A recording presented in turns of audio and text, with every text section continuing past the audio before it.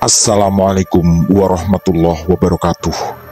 Selamat jumpa kembali sahabat-sahabat viewer dan subscriber channel Tita Misteri. Kali ini kami akan membawakan sebuah kisah misteri dengan judul Penumpang Gaib. Selamat mengikuti.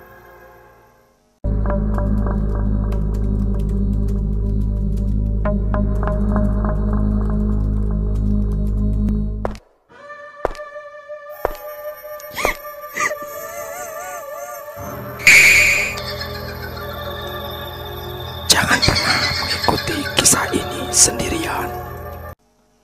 Sulawesi Utara 2001. Alhamdulillah ya sayang, hasil lumayan hari ini, ucapku pada Silvi istriku sambil menutup warung malam itu. Ini adalah bulan kedua kami membuka warung setelah sebelumnya aku bekerja di sebuah koperasi. Bagiku, keluar dari sana adalah sebuah langkah hijrah karena koperasi tempatku bekerja menerapkan bunga tinggi yang mencekik nasabah. Ketika itu, nuraniku terus berontak, sampai akhirnya kuputuskan untuk keluar. Untungnya Silvi, istri tercintaku, mendukung sepenuhnya langkah itu. Gak apa-apa, Pak. Aku yakin kok, kalau kita berangkat dengan niat tulus mencari jalan yang halal, insya Allah rezeki pasti akan datang. Kalimat jawaban Silvi itulah yang menguatkan tekadku saat itu. Hanya saja, semuanya tentu tidak mudah. Sebagai pengantin baru yang baru 5 bulan menikah, aku harus mengambil langkah besar dengan berhenti dari kantor. Kami membuka warung makan di perbatasan kecamatan, di pinggir jalan utama yang dikenal dengan Jalan Trans Sulawesi. Di awal-awal berjualan, pengunjung sangat sepi. Tapi untungnya sejak minggu ketiga, perlahan kondisi membaik dan kami berdua semakin bersemangat berjualan. Sekitar jam 10 malam, kami berdua sudah berkemas dan siap menutup warung saat itu. Rencananya, kami langsung pulang. Saat itulah terdengar suara teriakan minta tolong yang sangat keras. Asal suara itu sepertinya tak terlalu jauh. "Kamu dengar suara itu?" tanyaku pada Silvi yang langsung dijawabnya dengan anggukan meyakinkan. Suara itu semakin mendekat, dan tak lama kemudian kami melihat seorang laki-laki berlari dengan nafas terengah-engah. Begitu dia sampai di depan warung, aku baru sadar. Bapak ini adalah orang yang sempat makan di warung kami sekitar setengah jam yang lalu. Silvi juga terkejut, dan aku yakin dia juga masih ingat bapak ini. Wajahnya tampak sangat pucat dan nafasnya tersengal seperti hampir putus. Aku belum bisa mengajaknya bicara karena posisinya membungkuk berusaha mengatur nafas. Setelah terlihat lebih tenang, aku pun lalu mengajaknya masuk kembali ke warung. Begitu duduk, laki-laki itu memegangi dadanya seakan memastikan bahwa dirinya masih bisa bernafas. Setelah nafasnya mulai tertata dengan agak teratur, raut wajah ketakutan pun mulai terlihat berkurang. Hanya saja kecemasan masih jelas terlihat di sana. Dengan sigap, Silvi lalu memberikan segelas air putih pada bapak itu. Setelah mengucapkan terima kasih, air itu diteguknya sampai habis. Mataku lalu menangkap jelas tangannya yang gemetar. Saat itulah aku teringat bahwa bapak ini tadi datang dengan bersepeda motor. Di manakah sepeda motornya? Kenapa dia berlari dengan nafas terengah-engah? Apakah bapak ini dihadang seseorang yang berbuat jahat padanya? Pertanyaan-pertanyaan itu berkumpul dan menggumpal di otakku. Rencananya ingin kutanyakan segera. Tapi melihat wajah beliau yang masih pucat, aku pun tak tega menanyakannya. Aku yakin sebentar lagi bapak ini akan bercerita sendiri. Setelah menarik nafas panjang, bapak yang usianya mungkin 50 tahunan itu mulai bercerita panjang lebar. Pertama, beliau memperkenalkan diri. Namanya Pak Ronald. Beliau mengaku tadi langsung ngebut setelah makan di warung kami. Soalnya saya ngantuk kalau malam-malam begini terlalu pelan, lanjutnya. Karena nafasnya tersengal kembali, Sylvie pun mengambilkan air minum lagi. Dan setelah meneguk air itu, Pak Ronald melanjutkan ceritanya. Katanya, sekitar 1 kilometer setelah tikungan, ada seorang gadis yang menahan sambil melambaikan tangannya di pinggir jalan. Kebetulan, sekitar 100 meter dari warung kami memang ada tikungan cukup tajam. Setelah itu, ada jalan lurus panjang, sekitar 2 atau 3 kilometer. Di dekat rumah papan kecil ya Pak? Tanyaku pada Pak Ronald. Beliau pun mengangguk. Katanya, tepat di depan rumah itulah seorang gadis menahannya dan minta tumpangan. Karena Pak Ronald tak curiga apapun, beliau pun langsung membonceng gadis itu. Mereka berdua sempat ngobrol di atas sepeda motor dan gadis itu mengaku bernama Amira. Disitulah aku teringat sesuatu. Tapi kubiarkan Pak Ronald melanjutkan ceritanya. Saya sempat bertanya dia mau kemana. Katanya nggak jauh, cuma 300 meteran katanya. Saya terus nggak ngebut lagi, karena belum tentu cewek itu nyaman kalau saya ngebut. Gak lama kemudian, cewek itu menepuk-nepuk bahu saya sambil bilang sudah sampai. Saya langsung berhenti, dan anehnya gadis itu langsung berlari masuk ke tengah hutan di kiri jalan. Saya berteriak memanggil-manggil, tapi gak digubris. Dia terus berlari. Saya kan bingung ya. Ternyata sepeda motor saya gak bisa dihidupkan. Pas saya nyoba terus menyetater, tercium bau busuk yang sangat kuat. Lalu di depan saya ada wanita yang berlari mendekat. Pas sudah dekat, ternyata dia nenek-nenek berbaju putih. Kakinya nggak nyentuh tanah. Karena motor nggak mau hidup, saya langsung balik dan lari. Tapi nenek itu meraih kaki kiri saya. Saya terus diseret. Ucap Pak Ronald panjang lebar. Menurut Pak Ronald, beliau mengalami itu cukup lama. Katanya, nenek itu berhasil membalikkan tubuh Pak Ronald sampai mereka berdua saling berhadapan dengan jarak sangat dekat. Wajahnya mengerikan, Dek.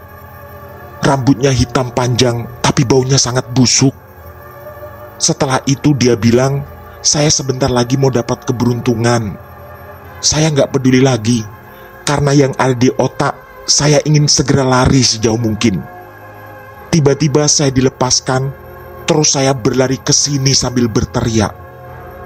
Lanjut Pak Ronald lagi. Aku tentu merasa kasihan pada bapak ini. Wajah istriku juga berkali-kali terlihat ketakutan.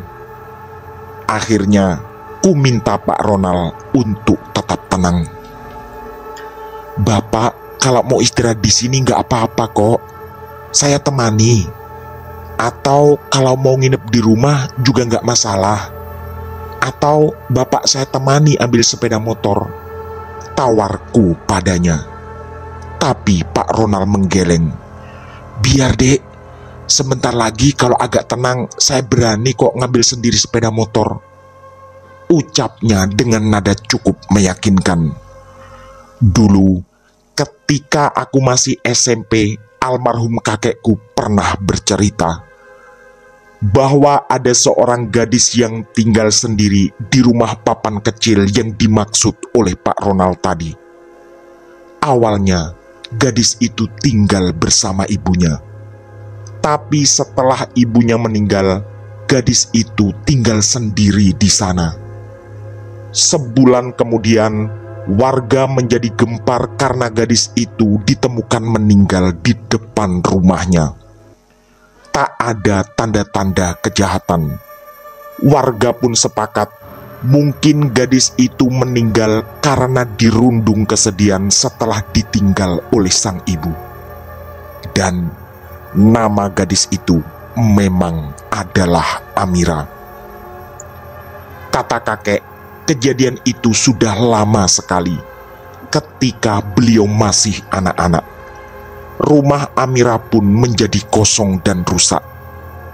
Menurut kakek, dulu memang beberapa orang mengaku ditemui sosok mirip Amira ketika malam-malam melewati depan rumahnya. Hanya saja, sejak aku kecil tak pernah lagi ada kejadian semacam itu. Ada satu yang menarik perhatianku dari cerita Pak Ronald. Sama seperti yang dulu pernah dikatakan oleh almarhum kakek, bahwa siapapun yang ditemui sosok mirip Amira akan mendapat keberuntungan tak lama kemudian. Tapi tentu saja, aku tak menceritakan itu pada Pak Ronald. Aku kasihan beliau akan semakin ketakutan. Bahkan Sylvie istriku juga tak pernah tahu tentang cerita itu. Kebetulan Sylvie berasal dari kabupaten sebelah, sekitar 40 kilo dari rumahku yang tak jauh dari warung tempat kami berjualan. Padahal gadis itu cantik sekali loh. Wajahnya putih mulus dan bodinya seksi, ucap Pak Ronald dengan wajah yang terlihat sudah jauh lebih tenang. Aku dan Sylvie pun bersamaan menahan tawa. Rasanya lucu setelah mengalami kejadian seaneh itu. Pak Ronald masih sempat-sempatnya mengingat kecantikan sang gadis. Tak lama kemudian, Sylvie mencolek tanganku. Aku tahu ini adalah kode agar kami segera pulang, karena besok pagi-pagi harus ke pasar untuk belanja keperluan warung. Akhirnya, kuulangi tawaranku pada Pak Ronald. Gimana Pak? Mau nginep di rumah saya? Atau saya antar ambil sepeda motor? Soalnya, maaf, saya mau istirahat. Besok pagi-pagi sekali harus ke pasar. Pak Ronald lalu memandangi kami secara bergantian. Kemudian beliau menggeleng. Gak usah dek, terima kasih. Saya berani kok ambil sepeda motor sendiri. Sekali lagi kuulangi tawaran untuk menemani mengambil sepeda motor. Tapi Pak Ronald tetap bersikukuh tidak mau. Akhirnya aku pun mengalah. Dugaanku, Pak Ronald merasa gengsi orang setua beliau takut pada setan. Atau saya bonceng Bapak ke sana? Tanyaku lagi sebagai tawaran terakhir. Tapi lagi-lagi Pak Ronald menolak, bahkan dengan wajah bersungut kali ini. Aku pun makin paham, beliau mungkin benar-benar gengsi atau malu. Akhirnya, Pak Ronald pun pamit dan dia mau berjalan kaki ke sana. Kami berdua pun mengalah. Lalu Sylvie membereskan meja dan warung pun kami tutup. Sekitar 2 menit setelah menutup warung, Sylvie mengeluarkan ide. Gimana kalau kita susul Pak Ronald? Aku pun setuju. Jujur, ada rasa kasihan orang setua itu berjalan sendirian 1 kilo lebih malam-malam begini. Kami berdua pun segera berangkat ke sana. Tapi setelah melewati tikungan, tak ada siapapun.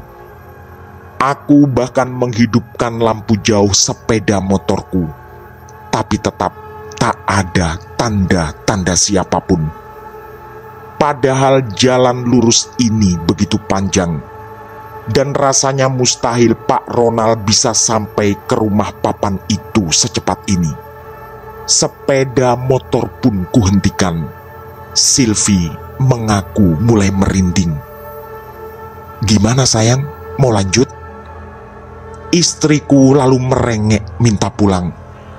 "Perasaanku gak enak," katanya. Akhirnya aku pun menuruti dan kami segera putar balik pulang ke rumah. Sesampai di rumah, ternyata Sylvie menceritakan sesuatu.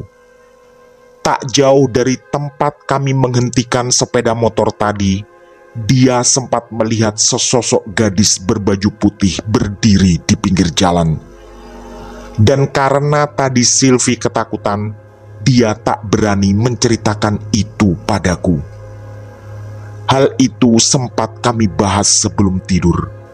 Tapi cerita yang dulu pernah dituturkan kakek tetap tak kusampaikan pada Sylvie. Kata Sylvie, gadis itu sangat cantik. Rambutnya panjang terurai sampai sepinggang. Dan katanya lagi, bodi gadis itu memang sangat seksi. Agar suasana lebih santai, aku pun menggoda Sylvie. "Cantikan mana sama kamu?" Dengan wajah cemberut, istriku lalu menjawab sambil berbisik, "Cantikan dia sih sedikit." Kami pun berpelukan dan tertawa bersama-sama. Sejujurnya, aku juga merasa ketakutan, termasuk tentang Pak Ronald yang tadi entah lalu pergi kemana. Tapi tentu saja aku tak bisa menunjukkan rasa takut di depan Sylvie agar dia tidak semakin khawatir. Keesokan paginya, kami pun berangkat ke pasar. Dan sekitar jam 10 pagi, warung siap dibuka. Hari itu, pengunjung lumayan ramai. Wajah Sylvie terlihat berbinar karena keuntungan hari itu cukup besar. Bahkan untuk pertama kalinya, semua daging ayam habis. Padahal biasanya masih ada sisa yang harus kami bawa pulang untuk dihangatkan lagi. Hari demi hari berlalu, dan Sylvie mengaku tak bisa melupakan peristiwa Pak Ronald. Setiap kali dia menanyakan itu, aku selalu mengalihkan topik agar suasana di warung tidak menegangkan. Sementara itu, pengunjung warung selalu ramai. Sylvie bahkan meminta karyawan untuk membantu kami di dapur. Akhirnya, dia memilih Ina, salah satu sepupunya yang baru lulus SMA. Kata istriku, selain membantu di dapur, Ina juga bisa menemani terutama di malam hari agar semakin banyak orang di warung. Bapak dan ibuku juga terkadang datang membantu kami. Anehnya, sejak kejadian Pak Ronald, warungku tak pernah sepi. Bahkan ketika hujan turun cukup deras, banyak orang yang berteduh lalu makan di warung. Aku pun langsung teringat cerita kakek dulu, bahwa siapapun yang ditemui sosok mirip Amira biasanya akan mendapat keberuntungan. Tapi sejujurnya, aku tak terlalu percaya begitu saja. Karena bahkan sampai saat ini, masih banyak pertanyaan di pikiranku yang belum bisa terjawab. Pertama, apakah benar yang dikatakan kakek bahwa siapapun yang ditemui Amira akan mendapat keberuntungan? Pak Ronald juga mengatakan hal yang sama, yaitu nenek mengerikan mengatakan itu juga. Tapi jika memang yang dikatakan nenek itu benar, bukankah Pak Ronald yang seharusnya mendapat keberuntungan dan bukan aku? Pertanyaan berikutnya di otakku, apakah malam itu yang ditemui Sylvie adalah Amira? Aku tentu tak bisa menjamin, karena aku sendiri pun tidak mengalaminya dan tidak tahu bagaimana wajah Amira sebenarnya. Dan pertanyaan terakhir yang juga tak terjawab, apakah Pak Ronald malam itu benar-benar diganggu sosok Amira sebagai penumpang gaib? Atau jangan-jangan Pak Ronald sendiri adalah bagian dari makhluk gaib itu? Kubiarkan pertanyaan-pertanyaan itu menggantung di benakku dan tak pernah kutemukan jawabannya. Bagiku, semua peristiwa itu menjadi bumbu dalam kehidupan ini. Karena memang makhluk tak kasat mata tak bisa dipungkiri keberadaannya. Dan lagi, yang paling penting adalah warung selalu ramai, dan kami mensyukuri hal itu sebagai anugerah dari Tuhan Yang Maha Esa. Waktu terus berjalan dan Sylvie pun hamil. Kedua mertuaku beberapa kali menginap sejak kabar kehamilan Sylvie berusia 3 bulan. Seperti juga kedua orang tuaku, bayi ini adalah cucu pertama bagi beliau berdua. Secara kebetulan, aku dan Sylvie sama-sama anak tunggal. Sampai suatu hari, menjelang persalinan, orang tua dan mertuaku terlihat diskusi hangat di ruang tamu. Ternyata, mereka berembuk tentang calon nama bayi kami. Ketika itu, karena keterbatasan biaya dan fasilitas, kami hanya membawa ke bidan desa dan tidak sampai melakukan USG. Hanya saja, menurut banyak orang, Sylvie seperti mengandung bayi perempuan. Dan setelah lahir, ternyata prediksi semua orang benar. Bayi perempuan cantik kami terlahir ke dunia. Setelah orang tuaku dan mertua memberi selamat, mereka ternyata telah menyiapkan nama untuk malaikat kecil itu. "Kasih nama Amira ya," kata ibu mertuaku. Kata beliau, nama itu sudah digodok bersama bapak dan ibuku. Wajah Sylvie terlihat sedikit merengut, tapi lalu dia mengangguk. Ketika kami berdua di dalam kamar, Sylvie pun bercerita bahwa sebenarnya dia takut memakai nama itu karena teringat peristiwa aneh tentang Pak Ronald. Tapi aku lalu berusaha meyakinkan bahwa karena itu adalah cucu pertama, kami berdua seharusnya mengalah. Dan lagi, orang tua tidak mungkin mencarikan nama yang jelek bagi cucunya. Aku pun terus berusaha meyakinkan Sylvie tentang nama Amira, sampai dia terlihat benar-benar menerimanya. Tapi, sejujurnya, ada hal lain. Aku punya pengalaman aneh yang tak pernah kuceritakan pada siapapun, termasuk Sylvie istriku. 3 malam sebelum Sylvie melahirkan, aku bermimpi. Tiba-tiba, aku merasa di dalam warung sendirian. Dalam mimpi itu, kondisi sedang hujan deras.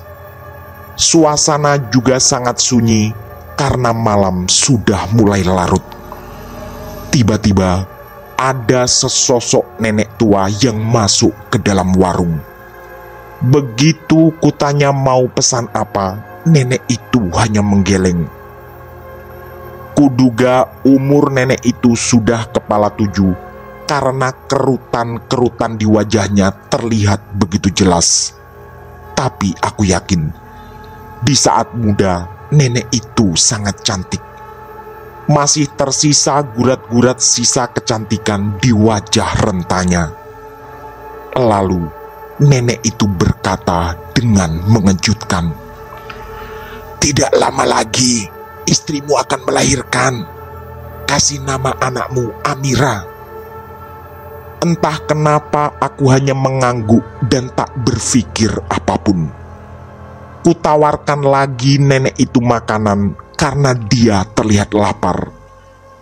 Tapi sekali lagi nenek itu menolak dan mengatakan datang khusus hanya untuk menyampaikan hal itu, bahwa anakku kelak harus dinamai Amira. Tak lama kemudian nenek itu pamit pulang. Katanya rumahnya agak jauh tapi terbiasa berjalan sendiri kemana-mana. Dan terjadilah sesuatu yang sangat mengejutkan setelah itu. Wajah sang nenek tiba-tiba berubah menjadi seorang gadis yang sangat cantik. Wajahnya putih mulus dengan rambut terurai panjang sampai ke pinggang. Hidungnya juga mancung dan membuat wajahnya terlihat semakin cantik. Gadis itu tersenyum tipis lalu berkata, "Kamu dan istrimu orang baik. Jangan pernah berubah ya. Teruslah menjadi orang baik." Setelah mengucapkan itu, gadis cantik itu pun melangkah pergi. Aku pun terbangun dan Sylvie di sebelahku tampak tertidur pulas. Disitulah ingatan membawaku ke peristiwa aneh tentang Pak Ronald dan ceritanya beberapa bulan lalu. Juga cerita almarhum kakek tentang sesosok gadis cantik bernama Amira. Selain itu, aku juga ingat pengakuan Sylvie ketika melihat sesosok gadis cantik di pinggir jalan ketika kami berdua mau menyusul Pak Ronald malam itu.